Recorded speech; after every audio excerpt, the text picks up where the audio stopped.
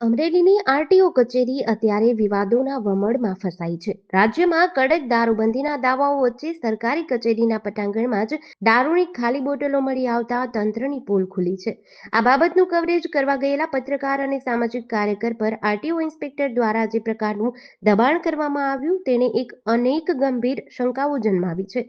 બાતમીના આધારે જ્યારે એક જાગૃત પત્રકાર પોતાની ચેનલ માટે કવરેજ કરવા અમરેલી આરટીઓ પહોંચ્યા ત્યારે ત્યાં કચેરીમાં પડેલા ખાનગી વાહનો અને બારી પાસે વિદેશી દારૂની ખાલી બોટલોનો જથ્થો નજરે પડ્યો હતો.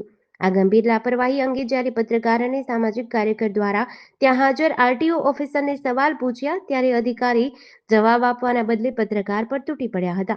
વિડીયોમાં સ્પષ્ટ જોઈ શકાય છે કે પોતાની ફરજ બજાવતા પત્રકારનો અવાજ દબાવવા માટે આરટીઓ ઇન્સ્પેક્ટર અને સ્ટાફ દ્વારા ગેટને તાળું મારી દેવાની કોશિશ કરી હતી. જાણે પત્રકારે કોઈ ગુનો કર્યો હોય તે રીતે તેમને પોલીસ ફરિયાદની ધમકી આપી ડરાવવાનો પ્રયાસ કર્યો હતો. તમારી સામે પોલીસ ફરિયાદ કરીશું તેવી ધમકીઓ આપી અધિકારીઓએ પોતાની સત્તાનો દુરુપયોગ કરી પત્રકારને કાયદાકીય ગૂંચવણમાં ફસાવવાની હરકત કરી હતી.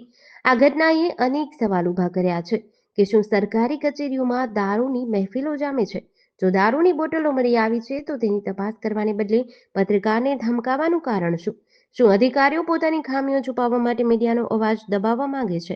એક બાજુ પત્રકાર સમાજની બદીઓ બહાર લાવવાનું કામ કરે છે, બીજી તરફ કાયદાના રક્ષક ગણાતા અધિકારીઓ જ જ્યારે પત્રકારને ખોટી એફઆઈઆરની ધમકી આપે ત્યારે લોકશાહીના ચોથા સ્તંભ પર ખતરો ઊભો થાય છે.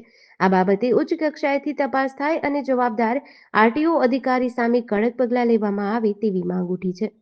જેડીસી ન્યૂઝ સાથે મૌલિક દોશી, અમરેલી.